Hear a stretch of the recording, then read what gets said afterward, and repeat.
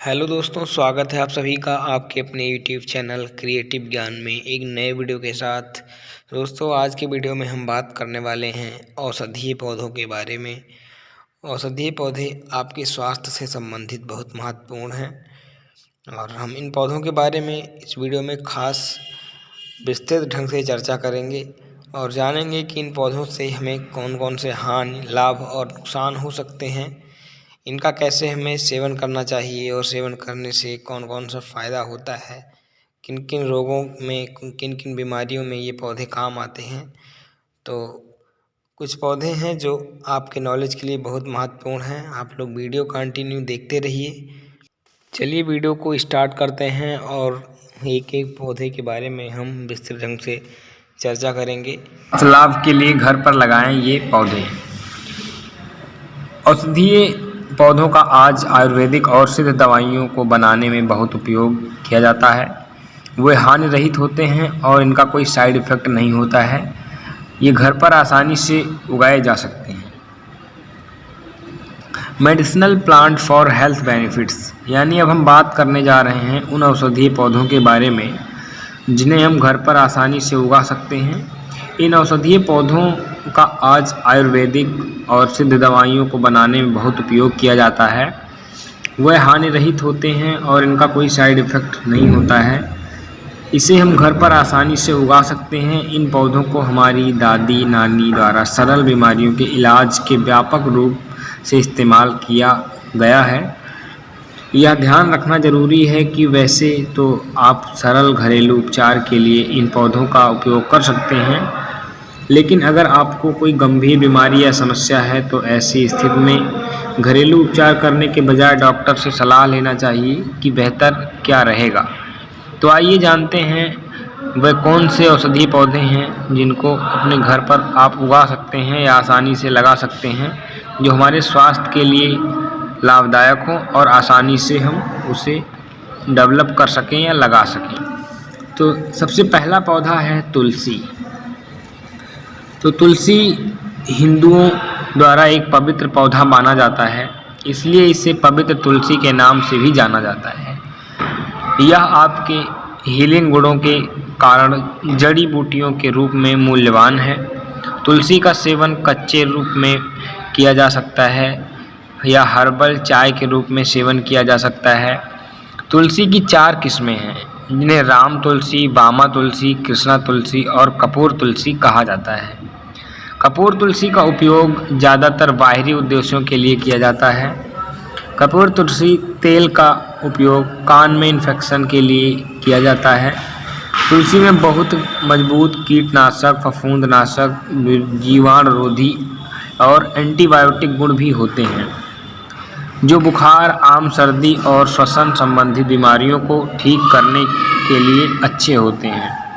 राम तुलसी के पत्ते तीव्र श्वसन सिंड्रोम के लिए, यानी टर्नर सिंड्रोम, डाउन सिंड्रोम, ऐसे एक असरदार उपाय के लिए काम में आते हैं।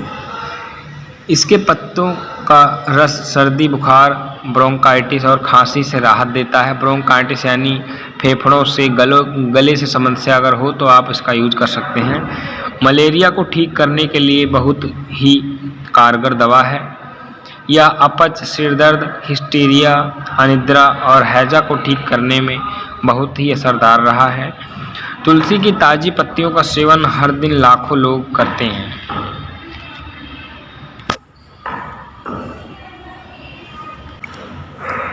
तो तुलसी लगभग बहुत ही महत्वपूर्ण है और औषधीय दवाइयों में। अब हम बात करेंगे, दूसरा पौधा है मेथी, जैसे फेनुग्रीक के नाम से भी जानते हैं। मेथी के बीज और पत्ते दोनों ही अत्यधिक पौष्टिक और स्वास्थ्यवर्धक होते हैं। इसे एक बेहतरीन बॉडी कूलेंट माना जाता है। इन्हें किसी भी पर्यावरणीय परिस्थितियों में बर्तनों या आसानी से किसी भी जगह पर उगाया जा सकता है। कई लोग बॉडी बिल्डिंग और वजन बढ़ाने के लिए इसका सेवन करते हैं। यह पाचन में सहायक होता है। स्तनपान कराने के लिए नई माताओं द्वारा इसका सेवन किया जा सकता है। यह दर्दनाक महामारी और प्रसव पीड़ा के दौरान बहुत ही कारगर और मददगार दवा है। मेथी पेट और आंतों की सूजन और अल्सर का इलाज भी कर सकती है और रक्त कोलेस्ट्रॉल के स्तर को भी कम कर सकती है, यानी रक्त में उपस्थित जो कोलेस्ट्रॉल की मात्रा होती है उसको भी आसानी से कम कर सकती है। अगला पॉइंट है सांसों की बदबू को दूर करने के लिए यह एक बेहतरीन उपाय है। यह घर पर उगाया जाने वाला एक औषधीय पौधा है। दोस्तों, अगर देखा जाए तो मेथी बहुत ही महत्वपूर्ण है। अगर हम औषधीय दवाइयों की बात करें तो उसमें बहुत महत्वपूर्ण भूमिका अदा करता है। अब हम बात करते हैं लेमन ग्रास। एक पौधा है औषधीय, शायद आप लोग इसका नाम नया सुन रहे हों। आइए बात करते हैं हम इस पौधे के बारे में। लेमन ग्रास एक औषधीय पौधा है जिसे आसानी से घर पर उगाया जा सकता है। आप इसे एक छोटे बर्तन में भी उगा सकते हैं। रिपोर्ट से साबित हुआ है कि लेमन ग्रास के असंख्य चिकित्सकीय और अन्य स्वास्थ्य लाभ हैं। जैसे अगर हम देखें अगर इसके लाभ के बारे में, तो यह चाय, सलाद, सूप और नींबू के लगभग सभी व्यंजनों में भी अच्छा ही लगता है। लेमन ग्रास अगर देखा जाए तो तनाव संबंधित स्थितियों के लिए बहुत ही फ़ायदेमंद है। यानी अगर आपको कोई डिप्रेशन संबंधित या मानसिक तनाव कोई है तो लगभग सही ही हो जाता है। इसमें मौजूद एंटीपायरेटिक गुण तेज होते हैं जो हमारे मानसिक तनाव को भी दूर करते हैं। अब हम अगले पौधे यानी तीसरे पौधे की बात करेंगे जो एक बहुत महत्वपूर्ण औषधीय पौधा है। तो तीसरा नंबर का पौधा है, नाम है एलोवेरा। एलोवेरा एक अद्भुत पौधा है, या कहीं भी बड़ी आसानी से उग सकता है। इसे बढ़ने के लिए अच्छी धूप की ज़रूरत है। घर में इस पौधे को उगाना ज़रूरी है। इस पौधे को घर पर रखने से आपको मच्छर से छुटकारा मिल सकता है। एलोवेरा का उपयोग बाहरी इस्तेमाल के लिए भी किया जा सकता है और साथ ही आंतरिक रूप से भी सेवन किया जा सकता है। यह एक बढ़िया हाइड्रेटिंग एजेंट है। हाइड्रेटिंग मतलब आप लोग समझ ही रहे होंगे। एलोवेरा एंटीऑक्सीडेंट से भरपूर होता है जो प्राकृतिक प्रतिरक्षा यानी इम्यून सिस्टम को बूस्ट करता है। यानी इसको अगर हम कहें तो प्रतिरक्षा प्रणाली बूस्टर के नाम से भी इसको जानते हैं, जो शरीर में मुक्त कणों से निपटने में मदद करते हैं। अगर आपके पास कमज़ोर इम्यून सिस्टम है यानी इम्यूनिटी पावर आपकी अगर कमज़ोर है तो आप इसका रोज़ाना सेवन करें। यानी इसकी रेसिपी निकाल कर आप 2 चम्मच सुबह शाम खाइए, जिससे आपको बहुत फ़ायदा मिलेगा और जो आपकी प्रतिरक्षा प्रणाली है ये भी फिट रहेगी। यह कटे घाव और जलन के कारण संक्रमण से खतरे को भी ठीक करता है। यह आसानी से सूजन को कम करता है और आपकी त्वचा, बाल आदि सबके लिए बहुत ही महत्वपूर्ण है। अब हम अगले पौधे के बारे में बात करते हैं। अगला पौधा है पुदीना, जिसे हम पेपरमिंट के नाम से भी जानते हैं। पुदीना को दुनिया की सबसे बड़ी और पुरानी दवाइयों में से एक माना जाता है।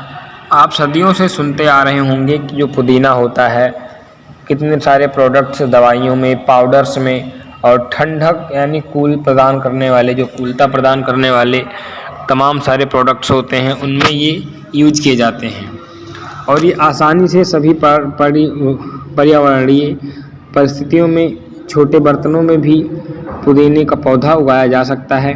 पुदीना प्राकृतिक रूप से मैग्नीज, विटामिन ए और विटामिन सी से भरपूर होता है। पुदीना की पत्तियों को मांसपेशियों को आराम देने के लिए इस्तेमाल किया जाता है। यानी जब आप उसको अपने स्किन पर या मांसपेशियों पर लगाएंगे तो जो आपका स्ट्रेस है उससे आपको जो लैक्टिक एसिड की मात्रा जमी है उससे आपको बहुत ही राहत मिलेगा। जैसा कि अभी आपने सुना, पुदीने की पत्तियां जो होती हैं मांसपेशियों को आराम देने के लिए इस्तेमाल किया जा सकता है और साथ ही माउथ फ्रेशनर यानी मुंह साफ धोने के लिए, माउथ फ्रेशनर के लिए भी यानी माउथ वॉश के लिए भी इसको उपयोग किया जाता है। इसमें पेट फूलना, पेट खराब होना, बुखार, अस्पष्टिक कोलोन और चिड़चिड़ापन, आंत्र सिंड्रोम का इलाज करने की क्षमता, बैक्टीरिया को बढ़ाने से रोकता है यानी एक ये स्टरलाइजेशन या डिसइंफेक्टेंट का भी कार्य करता है। ये अत्यंत ठंडा यानी कोलता प्रदान करता है। तो ये रहे अब आपके पुदीने के काफ़ी सारे गुण। पुदीना बहुत ही महत्वपूर्ण है औषधीय दवाइयों में। दोस्तों अब हम अगले पौधे की तरफ बढ़ रहे हैं, यानी आपका अगला पौधा है गोटुकोला या ब्राह्मी के नाम से आपने सुना होगा। अगर आप साफी वगैरह पी रहे हैं, यानी कोई ऐसी दवा पी रहे हैं जो इम्यून सिस्टम को बूस्ट करता हो, उसमें ये हमेशा आपको मिलेगा। तो आपका ये वाला पौधा क्या नाम भी हमने आपको बताया, गोटुकोला या ब्राह्मी। तो गोटुकोला या ब्राह्मी घर पर आसानी से बढ़ने वाला पौधा है। यह मस्तिष्क के विकास और स्मृति के लिए उत्कृष्ट पौधा है। यह छोटा सा औषधीय पौधा अल्सर, त्वचा की चोट और कोशिका की नाजुकता को कम करने के लिए चमत्कार साबित होता है। अगर आप अपनी युवावस्था को बनाए रखना चाहते हैं तो यह वह पौधा है जिसे आपको नियमित रूप से उगाना और इस्तेमाल करना चाहिए। इन पत्तियों को भी पीसकर, यानी इनकी पत्तियों को भी पीसकर खुले घावों पर इलाज के लिए आप यूज कर सकते हैं, यानी लगा सकते हैं। ब्राह्मी मस्तिष्क और तंत्रिका तंत्र को पुनर्जीवित करती है, जिससे ध्यान अवधि और एकाग्रता बढ़ती है। यानी अगर आपने शंखपुष्पी के नाम से भी इसको सुना होगा, शंखपुष्पी में ब्राह्मी होती है जो मस्तिष्क के और तंत्रिका तंत्र के जो पुनर्जीवन यानी दोबारा उनका निर्माण भी करने में बहुत सहायक होती है। यानी अगर कहा जाए तो ब्राह्मी कई सारे इलाजों में बहुत बड़ा योगदान है, और औषधीय पौधों में तो इसको हम बहुत अच्छा ही मानते हैं। तो दोस्तों अब हम बात करते हैं दूसरे पौधे के बारे में, इसका नाम है अश्वगंधा।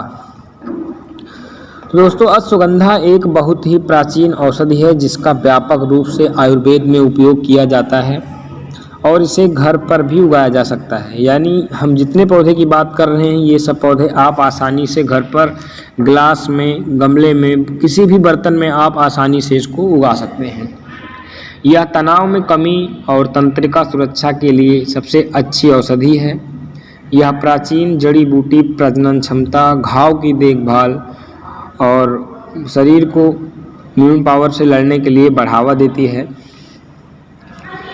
और सबसे खास बात ये है कि जो आपका ये होता है अश्वगंधा, इसमें सबसे खास बात ये है कि आपका जो बॉडी का इम्यून सिस्टम होता है, इसका सेवन करने से आपकी इम्यूनिटी पावर बढ़ती है और कोई भी रोगाणुओं से लड़ने की क्षमता बढ़ जाती है।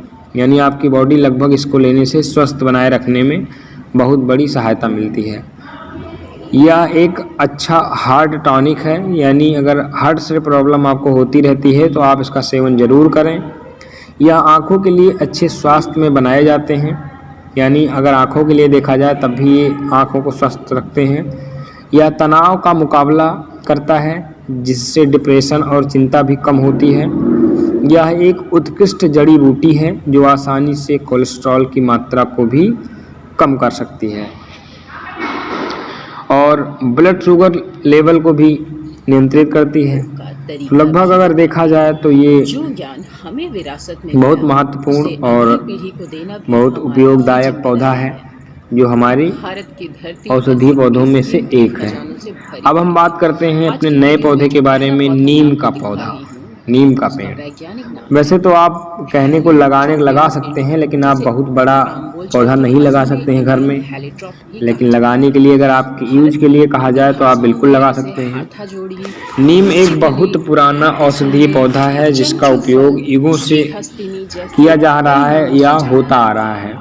आपने बहुत पहले सुना होगा, काफ़ी सारे प्रॉब्लम्स, रोगों में दवाइयों के लिए नीम का पौधा उपयोग में आया है और अभी भी हो रहा है। ऐसा नहीं है कि अभी इसको बंद कर दिया गया है, क्योंकि नीम एक बहुत बड़ा औषधीय पौधों में से एक माना गया है। अगर नीम की बात करें तो जिसका उपयोग युगों से होता आ रहा है और अभी आगे होगा भी। तो यह वास्तव में एक पेड़ के रूप में बढ़ता है, लेकिन घर पर रखा जाने वाला एक बहुत ही आवश्यक पौधा है। अगर आपके पास नीम के पेड़ को उगाने की जगह नहीं है तो आप इसे गमले में भी उगा सकते हैं और इसे छोटा रख सकते हैं। नीम में उत्कृष्ट एंटीसेप्टिक, यानी जो आप एंटीसेप्टिक वगैरह बोरोप्लस वगैरह लगाते हैं, एंटीसेप्टिक का ही काम करता है। तो वैसे ये भी एक एंटीसेप्टिक है, यानी एंटी मतलब होता है अगेंस्ट और सेप्टिक मतलब होता है सेप्सिस वर्ड से कोरिलेट किया गया है, यानी सेप्सिस मतलब सड़ना। तो ऐसा स्थान जहाँ पे सड़न वाला होगा आपकी बॉडी में, वहाँ पर अगर इसको लगाया जा रहा है तो एंटीसेप्सिस का काम करेगा, यानी सड़न से रोकेगा, कंटामिनेशन को रोकेगा, बैक्टीरिया से बचाएगा। मतलब सब एक ही कार्य है। और इसका उपयोग बाहरी इस्तेमाल के लिए भी किया जा सकता है, यानी 2-3 पौधे इसमें ऐसे हैं जिसका आप बाहरी और भीतरी दोनों तरीके से उपयोग कर सकते हैं। जैसे एलोवेरा हो गया, नीम हो गया, आप बॉडी में कहीं पीस करके छाप सकते हैं, आसानी से इसको खा सकते हैं। ये जो पेट में क्रिम होते हैं उनको भी मारने के लिए या किल करने के लिए बहुत ही उपयोगी है। तो नीम में उत्कृष्ट एंटीसेप्टिक गुण है और इसका उपयोग बाहरी या भीतरी के पर्पज से या उद्देश्य से किया जा सकता है। नीम के पिसे पत्ते आंतरिक रूप से एक अद्भुत डीवार्मिंग एजेंट के रूप में भी कार्य करते हैं। तो दोस्तों अभी आपको हमने लगभग 5-6 पौधे के बारे में बताया है। अब हम बात करते हैं कुछ अगले पौधों के बारे में। तो दोस्तों अभी तक हमने बात किया कि ऐसे पौधे जिसको आप आसानी से घर पे उगा सकते हैं, यानी कहीं भी घर में किसी भी जगह पे आप उगा सकते हैं। लेकिन दोस्तों अब हम बात करने वाले हैं कुछ उन पौधों के बारे में जो आपके लिए उपयोगी तो बहुत हैं, यानी जो अभी आपने देखा इनसे भी ज़्यादा हैं, लेकिन आप उन्हें घर पे नहीं उगा सकते हैं। जैसा कि आयुर्वेदिक चिकित्सा पद्धति को लोगों द्वारा फिर से आकर्षित कर रही है, यानी अभी तक आपने देखा काफ़ी सारी दवाइयाँ रेजिस्टेंस के रूप में होती जा रही हैं, यानी आप कुछ दिन खाते हैं तो काम करती है और उसके बाद में उसका असर बिल्कुल भी नहीं होता है। तो इसी सब की वजह से काफ़ी सारे लोग आयुर्वेदिक चिकित्सा पद्धति को फिर से अपना रहे हैं।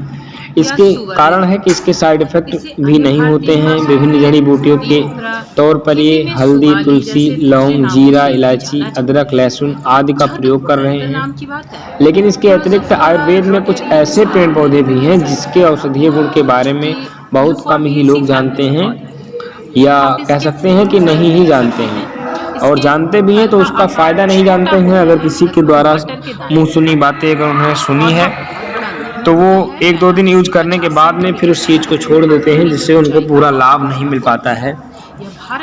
तो हम कोशिश करेंगे पूरा बताने की। आप वीडियो में अंत तक ऐसे बने रहिए और वीडियो को देखते रहिए। बहुत ज़्यादा लंबा वीडियो नहीं होगा, और लंबा हो भी रहा है तो आपके ज्ञान में बढ़ोतरी जरूर हो रही है।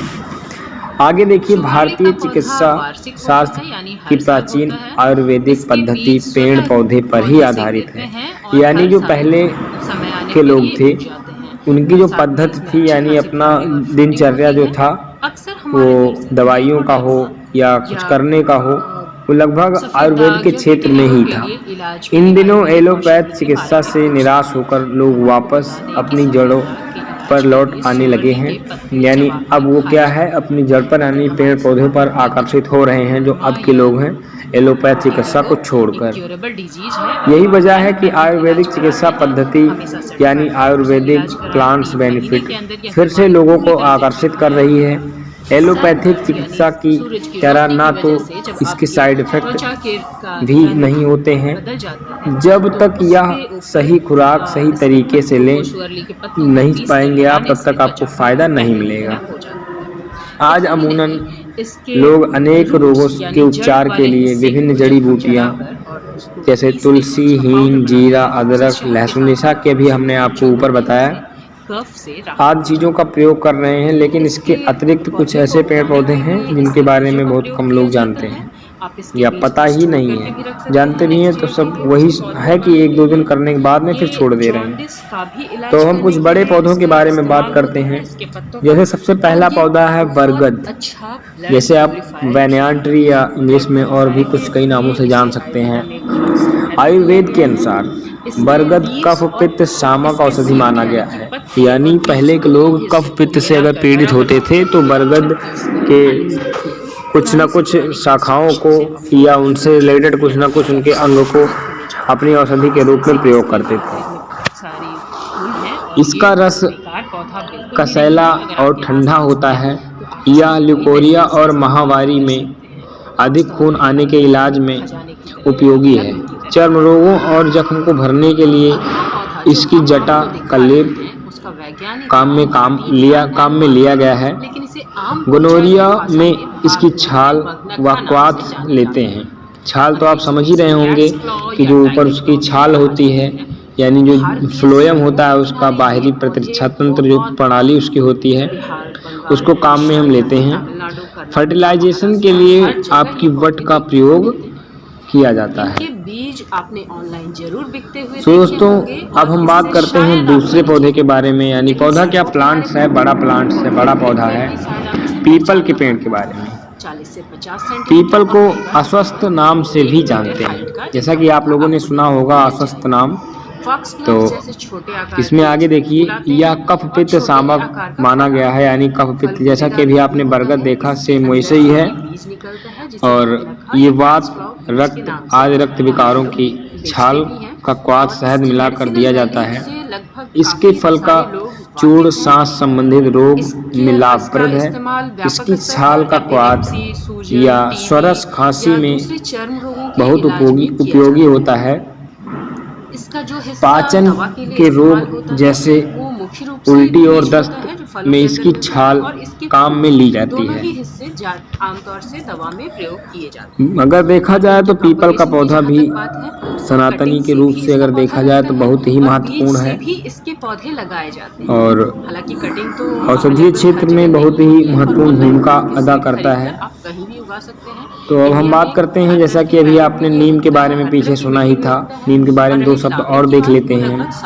जैसा कि अभी हमने आपको नीम के बारे में बताया कि पाचन संबंधित विकार, बुखार अगर हो आपको, कफ हो, मधुमेह हो, अगर आपको मूत्र विकारों और मधुमेह में उपयोगी होता है, यानी अगर ये सब विकार आप में है तो इसके लिए बहुत उपयोगी है। तीखा रक्त रस होने के कारण यह रक्त को शुद्ध करता है तथा खून संबंधित सभी बीमारियों में फायदेमंद साबित होता है। अगर देखा जाए तो बहुत ही महत्वपूर्ण और बहुत अच्छा भूमिका अदा करने वाला नीम का पौधा औषधीय रूप में सम्मिलित है। अब हम बात करते हैं अगले पौधे के बारे में, जिसका नाम है आंवला। नाम तो सभी लोगों ने सुना होगा। आंवला आयुर्वेद में रसायन औषधि माना जाता है। यह त्रिदोष हर है।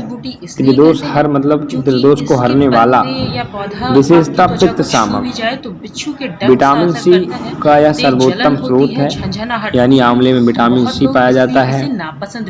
विटामिन सी का रासायनिक नाम क्या है आप सभी लोगों को कमेंट में बताना है। संजीवनी बूटी है। यह आँख की बीमारी, बालों का झड़ना और सफेद होना, मस्तिष्क दुर्बल्य में उपयोगी होता है, यानी इन सब बीमारियों में इसका उपयोग जरूर किया जाता है। यह भूख की कमी, कब्ज, अम्लपित्त, चर्म रोग, गोनोरिया, वीर्य संबंधित विकार और गर्भाशय दौर्बल्य में बहुत उपयोगी माना जाता है और ये बहुत ही महत्वपूर्ण है। आप ग्लव्स पहन अब हम अगले पौधे की बात करते हैं, नाम है शतावरी। आयुर्वेदिक पेड़ पौधे जो स्वस्थ रखें आपको, उन्हीं के बारे में हम स्टेप बाय स्टेप बात कर रहे हैं। तो आ गया है आपका नया पौधा, क्या है, शटर स्टोक या शतावरी।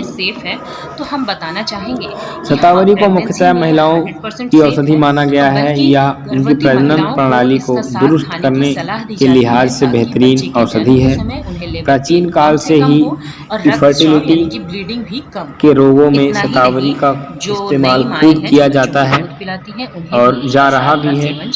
इसके अलावा यदि कोई महिला अपने नवजात का पेट स्तन या पेटपान स्तन के जरिए भर करने में अक्षम है तो इस शतावरी की पाउडर को पेस्ट बनाकर 1 चम्मच से सुबह शाम दूध के साथ उसका सेवन करिए, जिससे बहुत फायदा मिलेगा और उस बच्चे को भी फायदा मिलेगा जो उस माँ के पेट में पल रहा है। हार्मोन्स में बदलाव और लिकोरिया के रोग के लिए भी शतावरी फायदेमंद है। पानी के ही बर्तन में ढककर चढ़ाते अभी हमने जैसे कि देखा, ब्राह्मी देखा, सुगंधा देखा, इन सब पौधों के बारे में भी हमने बात किया है। ये भी बहुत ही महत्वपूर्ण है। आप लोग इस वीडियो में जितने पौधे बताए गए हैं सब आपके बहुत ही उपयोगी होंगे। अब हम बात करते हैं अगले पौधे के बारे में, अर्जुन। अर्जुन के पेड़ के बारे में। अर्जुन का पेड़ दिल की मांसपेशियों को मजबूत करता है। दिल के रोगों से इसकी औषधि क्षमता के बारे में भी कहना कम ही होगा, यानी अगर कहा जाए तो बहुत ही महत्वपूर्ण है अर्जुन का पेड़। और कुछ जगहों पर ये तो बहुत ही होते हैं, लेकिन कुछ जगहों पर इनकी इतनी कमी है कि इनको देखने के लिए लोग तरसते हैं। इसके अलावा डाइजेशन को भी तो उच्च रक्तचाप या रक्तचाप या कोलेस्ट्रॉल की समस्या अर्जुन का सेवन करने से दुरुस्त करता है। इसको जब आप खाते हैं अर्जुन अगर देखा जाए तो बहुत ही महत्वपूर्ण है हमारे हार्ट से संबंधित, यानी अगर हार्ट अटैक की समस्या है, हार्ट से संबंधित जितनी सारी समस्याएं होती हैं उनके लिए अगर अर्जुन के पेड़ के छाल के या पत्तों को उबाल कर पीने से बहुत ही लाभ एवं बहुत ही फायदा मिलता है। अब हम बात करते हैं अगले पौधे के बारे में, अशोक के पौधे के बारे में, यानी पौधा पेड़ है जिसे आप घर पे नहीं उगा सकते हैं, उनको हम पेड़ ही बोलेंगे। और पौधा वो होता है जो हम घर पे आसानी से उगा सकते हैं, लेकिन जितने सारे पेड़ होते हैं एक दिन वो भी एक पौधे का ही रूप होते हैं। तो अब हम बात करते हैं अशोक के पेड़ के बारे में। इस खूबसूरत से औषधीय पौधे के बारे में कम लोगों को ही जानकारी होगी। इसका प्रयोग महिलाओं की महामारी और काफी सारी समस्याओं में भी किया जाता है। महामारी के दौरान होने वाले सिर दर्द इसके सेवन से दूर हो जाते हैं। पेट की जितनी भी समस्याएं, यानी कॉन्स्टिपेशन हो जाएगा, आपके आंत में दिक्कत, यानी कह सकते हैं जीआईटी से जितनी सारी प्रॉब्लम्स हैं उनसे सबसे छुटकारा दिलाता है। पाइल्स की समस्या को ठीक करता है। पाइल्स आप सभी लोग जानते होंगे, तो पाइल्स की समस्या इसे ठीक होती है अगर इसका सेवन कंटिन्यू 15 दिन तक किया जाए तो बहुत राहत मिलेगा। और अब हम बात करते हैं अंतिम पौधों के बारे में। अंतिम क्या है, बहुत ही महत्वपूर्ण है। इसका नाम है अमलतास।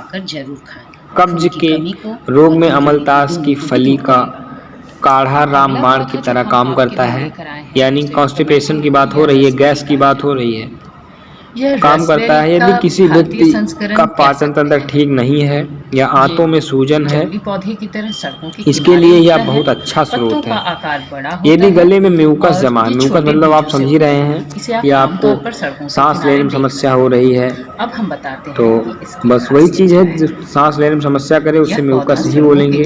म्यूकस एक लेयर है, एक चिपचिपा पदार्थ है, जहाँ जमता है वहाँ समस्या ही पैदा करता है। तो इसकी फली को उबाल कर इसका काढ़ा बनाकर इसके गरारे से आराम मिलता है। त्वचा संबंधी समस्याओं जैसे खारिश, खुजली हो जाए तो इसके लिए बहुत ही महत्वपूर्ण है। पत्तों का लेप बनाकर त्वचा पर लगाने से समस्या दूर हो जाती है। यह हमारी इम्यूनिटी को बूस्ट करता है। बड़ा मजा आता है। इसके पाउच के अंदर से जो फल निकलता है अब हम अगले पौधे के बारे में बात करते हैं। अगला पौधा है वेल। वेल का नाम आप लोगों ने सुना होगा, इसे हम AEGLE के नाम से भी जानते हैं। इसके अलग अलग कलर्स होते हैं। बेल है और पूरे विश्व में पाया जाता है। बेल पूरे विश्व में पाया जाता है। इसका वानस्पतिक नाम एगल मैरमोलस है, जो विभिन्न देशों में और यानी सब जगह पाया जाता है। विभिन्न बीमारियों के इलाज के लिए पारंपरिक चिकित्सा में पत्तियों, छाल, जड़ों, फलों और बीजों का उपयोग किया जाता है। फल का उपयोग टॉनिक और रक्त विरोधी प्रवाह के लिए किया जाता है। यह लीवर की चोट, वजन घटाने, दस्त, आंतों में गड़बड़ी, कब्ज के लिए भी उपयोग में लाया जाता है। एक ताज़ा पेय पदार्थ, यानी अगर हम इसका शरबत पीना चाहें तो आसानी से गर्मी में बनाकर पी सकते हैं। ये कूलता यानी ठंडी प्रदान करता है, ठंडी ठंडक देता है। गर्मियों में पीने से ज़्यादा फायदा मिलेगा। और कब्ज से संबंधित जितने सारे समस्याएं हैं उन्हें खत्म करता है। और हम अगर अब बात करें अगले पौधे के बारे में, तो अगला पौधा जैसा कि हमने अभी देखा एलोवेरा के बारे में देखा था, एलोवेरा या घृत कुमारी लगभग एक ही है। जो आपने एलोवेरा में देखा है सेम वही ही रहेगा। अब हम थोड़ा सा देख लेते हैं एक पौधा क्या है। एक खाद्य पदार्थ अदरक है, जिंजर के नाम से जानते हैं, उसको देखते हैं। अदरक एक फूल वाला पौधा है जिसके बल्ब का उपयोग मसाले के रूप में दुनिया भर में पारंपरिक चिकित्सा में भी किया जाता है। अदरक का इस्तेमाल ज़्यादातर किचन में किया जाता है। सर्दी के जुकाम में, यानी सर्दी जुकाम बुखार खांसी इतना भी समस्या सर्दियों में हो सकती है, उनसे हमें ये लाभ मिल दिलाता है। अदरक को इनके इलाज में काफ़ी मददगार माना जाता है। यह एक अरुचि और दिल की समस्याओं में भी मदद करता है। इसके अलावा अदरक को कई अन्य बीमारियों के रूप में माना जाता है। अदरक में उच्च मात्रा में एंटीऑक्सीडेंट होते हैं जो आपके पूरे शरीर में डीएनए को तनाव और क्षति होने से बचाते हैं। ये उच्च रक्तचाप, हृदय रोग और फेफड़ों की बीमारियों जैसी पुरानी बीमारियों का रोकथाम करने में बहुत सहायक होते हैं। लगभग जितने पौधों के बारे में अभी हमने पीछे बात किया है वो सब एक दूसरे से यानी अटैचमेंट है। जैसे कोई हृदय की बीमारियों को सही कर रहा है तो कोई स्किन की बीमारियों को, कोई लीवर की समस्या को, तो कोई कॉन्स्टिपेशन यानी आमाशय की समस्या को, यानी जितने भी पौधे हैं सब एक दूसरे से अटैचमेंट हैं। अगर आप इनको देखते हैं तो लगभग आपको बहुत से ज़्यादा फायदा और उनके नुकसान के बारे में यानी इसी वीडियो में सभी आपको अच्छे से मिल जाएंगे। अदरक में ऐसे यौगिक होते हैं जो मतली और सूजन रोधी होते हैं। यानी सूजन का मतलब जो इन्फ्लामेशन होता है, पानी भर जाता है, सूजन हो जाता है, वहाँ पर लगाने से बिल्कुल खत्म हो जाएगा। शोधकर्ता ने बताया, यानी शोधकर्ता के अनुसार अगर देखा जाए तो रसायन ज़्यादातर पेट और आंतों में काम करते हैं, लेकिन वे मस्तिष्क और तंत्रिका में मतली को नियंत्रित कर सकते हैं। जानकारी के अनुसार अदरक एक सुपर मेडिसिन है। अदरक बैक्टीरिया को भी नष्ट करता है, अल्जाइमर से बचाता है और अन्य बीमारियों के अलावा पुराने ऑस्टियोआर्थराइटिस का इलाज करता है। अदरक को आपके बालों के लिए स्वस्थ भी कहा जाता है, जो इसे झड़ने से रोकता है और रूसी होने से बचाता है। अदरक त्वचा के लिए फायदेमंद होता है। इसके लिए यद्यपि रोज आप मुहासे से परेशान हैं या कील मुहासे, जितने भी चेहरे संबंधी समस्याओं से, तो आप इसका सेवन कर सकते हैं। पर डे आपको इसका पेस्ट बनाकर 1 चम्मच सुबह 1 चम्मच शाम को लेना है, आपको बहुत ही फायदा मिलेगा। अगला पौधा क्या है? हमारा खाद्य पदार्थ अगला है लहसुन, जिसे हम गार्लिक के नाम से भी जानते हैं। लहसुन का नाम एलियम सीपा है। एलियम सीपा परिवार से ये संबंधित है, यानी एलियम सीपा परिवार का सदस्य है, जो प्याज जीनस से संबंधित है। तो अगर आपको ये प्याज, तो इसको भी आप अपने गार्डन में जरूर रखिए। चिव, बेल प्याज और चीनी प्याज हमारे घर में कोई वास्तु सभी रिश्तेदार हैं, यानी सब एक दूसरे से अटैचमेंट है। यह मध्य एशिया और पूर्वोत्तर ईरान या मूल निवासी हैं। उबालकर उनका सेवन किया जाए और इस लंबे जोड़ों का दर्द समय से दुनिया भर में जैसी गंभीर बीमारी हो उसमें आम मसाला रहा है, या किसी भी तरीके से मसाले के रूप में, सलाद के रूप में, काफ़ी सारे चीज़ों में ये हमेशा यूज में आया गया है, प्रचुर मात्रा में आयरन, जिसमें मानव उपभोग और औषधीय उपयोगों का 1000 साल का इतिहास है। लहसुन में रासायनिक रूप से उच्च मात्रा में सल्फर होता है। जब इसे पीसा और इसके जाता है तो इसमें एसिलीन नामक एक यौगिक पैदा करता है जिसके एंटीबायोटिक गुण होते हैं। इसके अलावा इसमें protein, enzyme, vitamin B, saponin, flavonoside और अन्य यौगिक भी होते हैं। इसकी बहुत अच्छी जो है हृदय प्रणाली, हृदय और संचार प्रणाली, रक्त से जुड़े विकारों के लिए और इलाज के लिए लहसुन का सबसे अधिक उपयोग किया जाता है। रक्त में उच्च रक्तचाप, उच्च कोलेस्ट्रॉल या अन्य खराब कोलेस्ट्रॉल लहसुन का उपयोग ट्यूमर और सर्दी को ठीक करने के लिए भी किया जा सकता है। अब हम बात करते हैं दूसरे पौधे के बारे में, यानी अगले पौधे के बारे में, पत्थर चट्टा। जिसको हम ब्रायोफिलम पिन्नाटम भी बोलते हैं। ब्रायोफिलम पिन्नाटम भारत में लगभग 60% घरों में पाया जाने वाला एक बहुत महत्वपूर्ण आयुर्वेदिकीय पौधा है।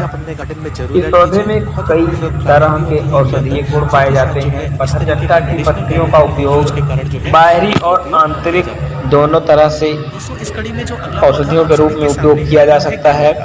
पत्थरचट्टा के पत्तों को मूत्रवर्धक, घाव भरने और एंटी हिस्टेडिटी, यकृत से नुकसान होने वाले किसी भी तरह के रोगाणु यानी किसी भी तरह की समस्या को सही करता है। उच्च रक्तचापी या उच्च रक्त विरोधी मतलब उच्च रक्त विरोधी कह सकते हो आप। अगर ब्लड का फ्लो जो है वो तेज हो रहा है, बीपी आपकी बढ़ रही है, तो उसके अगेंस्ट काम करता है और उसको नॉर्मल करता है। सूजन रोधी गतिविधियाँ होती हैं, सूजन रोधी गतिविधियाँ होती हैं और मूत्राशय और गुर्दे की पथरी, आंतों की समस्या, अल्सर, गठिया, सूजन, नेत्र से संबंधित समस्या, मासिक धर्म संबंधी विकार, माइग्रेन से फायदेमंद होता है। तो ये भी बहुत यानी अगर कहा जाए तो बहुत ही महत्वपूर्ण पौधा है। इसको भी आप किसी तो अब हम बात करते हैं अगले पौधे के बारे में। अगला पौधा आपका है लेवेंडर, LEVENDER। एक प्रकार का जड़ी बूटी वाला पौधा हो सकता है जो रेतीली और पथरीली भूमि में आसानी से पाया जाता है। मधुमक्खियाँ इस छत्ते से बहुत प्यार करती हैं और मधुमक्खियाँ इस छत्ते से शहद इकट्ठा करने में मदद लेती हैं। यानी इस पौधे की भी भूमिका होती है मधुमक्खी के छत्ते में मौजूद शहद को बनाने में।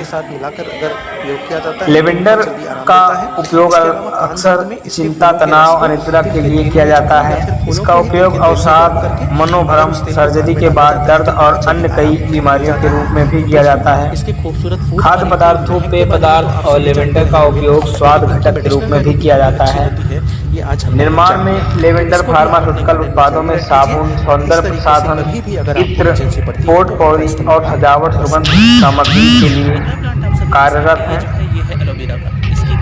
ऐसे कई सारे पौधे हैं और हैं जो आपके स्वास्थ्य के लिए बहुत ही महत्वपूर्ण हैं। जैसे अगर हम बात करें सदाबहार वनस्पति जड़ी बूटी, जिसे हमेशा खिलने वाला भी कहा जाता है। ऐसा फूल जो हमेशा खिलता है, इसको हम सदाबहार के नाम से जानते हैं। जैसा कि आपको सभी पौधे की जो पिक्चर है, फोटो है, वो आपको दिखाई दे रही होगी स्क्रीन पर। यानी आप अगर नहीं पहचान पा रहे हैं तो पिक्चर से देख करके यानी वीडियो को पॉज करके और मैच करके आप देख सकते हैं कि ये क्या है। शायद आप इन सभी पौधों को जानते होंगे, बस आपने इसका यूज नहीं किया है और इसके बारे में आपको जानकारी नहीं रही होगी। तो जैसा कि सदाबहार के बारे में हम बात कर रहे थे, सदाबहार संयंत्र में स्वास्थ्य लाभों की एक लंबी सूची शामिल है और इसका उपयोग मधुमेह, गले में खराश, फेफड़ों की सूजन, त्वचा में संक्रमण, आंखों में जलन और यहाँ तक कि कैंसर की रोकथाम में कई बीमारियों के इलाज के लिए किया जाता है। अगर हमारे शरीर पर कहीं भी सदाबहार का पौधा कैंसर से लड़ने वाली दवाइयाँ और घाव बन जाता है तो काफ़ी सारी बीमारियों का एक मुख्य स्रोत है। कैंसर का इलाज इस पौधे से अगर किया जाए तो बहुत ही फायदा मिलेगा।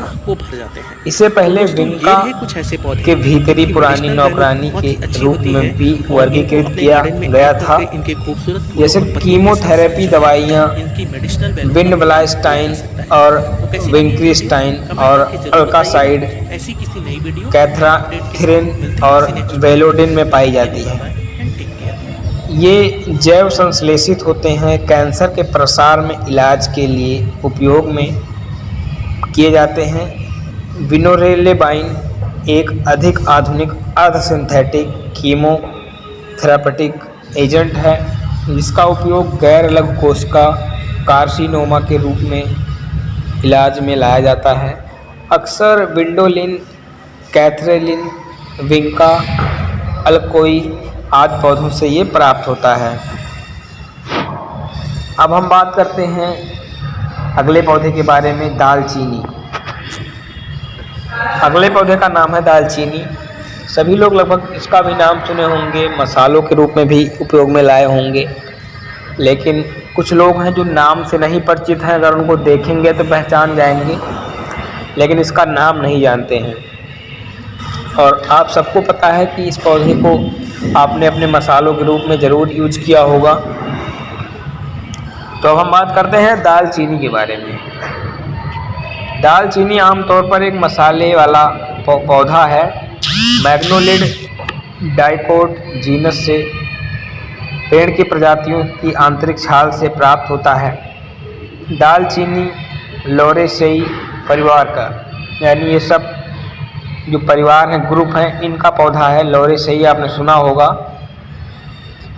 यानी लॉरेशियाई परिवार का एक सदस्य है। दालचीनी का उपयोग दुनिया भर में मुख्य रूप से सुगंधित मसाले के रूप में किया जाता है और विभिन्न प्रकार के व्यंजन, मीठे और नमकीन व्यंजनों, नाश्ते, अनाज, स्नैक्स, चाय और पारंपरिक चिकित्सा में स्वाद बढ़ाने से होता है। दालचीनी का उपयोग antiviral, anti fungal, antibacterial and anti coagulant property भी इसमें होती है। अगर बात करें तो हम मसाले को एंटी बैक्टीरियल भी कह सकते हैं। एंटीबैक्टीरियल, एंटीवायरल एक ही चीज़ है, लेकिन हमारा जो ये मसाला होता है दालचीनी, ये एंटी बैक्टीरियल भी होता है।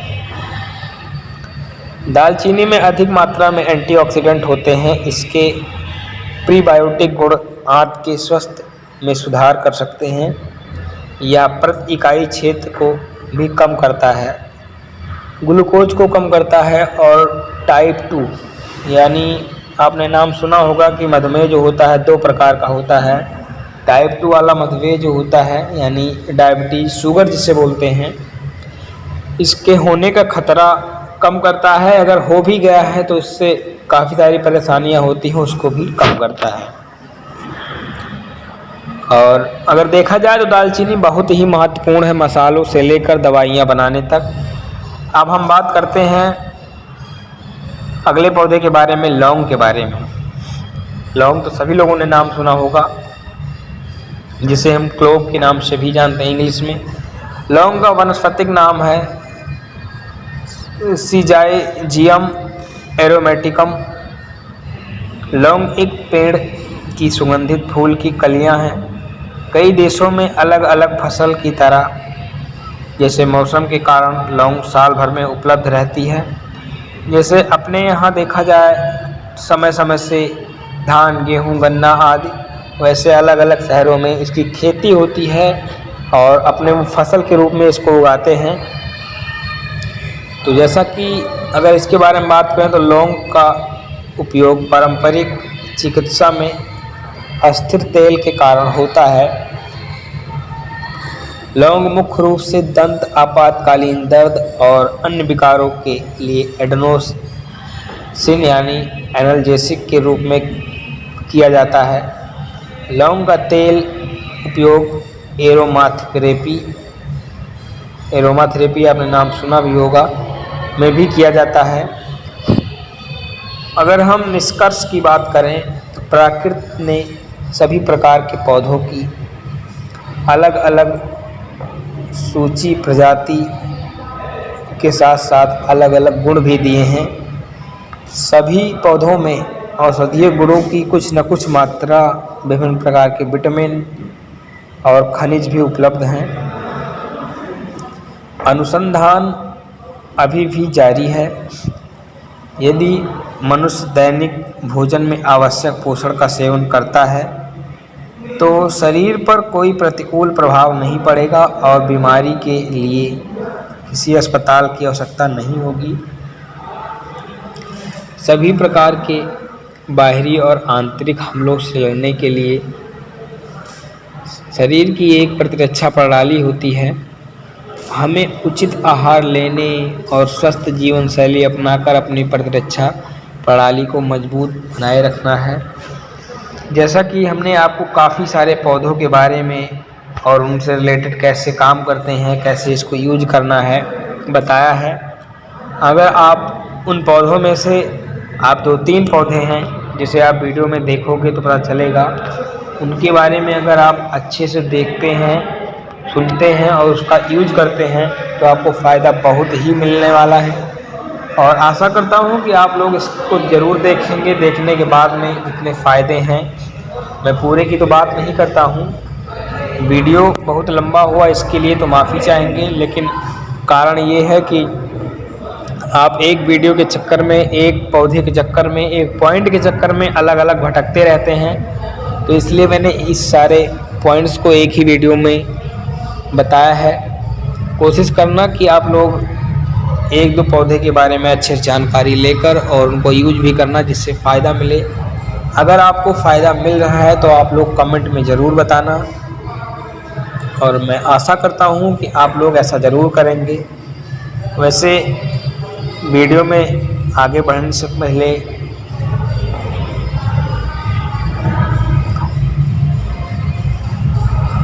तो दोस्तों कैसी लगी आपको वीडियो कमेंट में ज़रूर बताइएगा, और मिलते हैं आपको नेक्स्ट वीडियो में एक नए कंटेंट के साथ।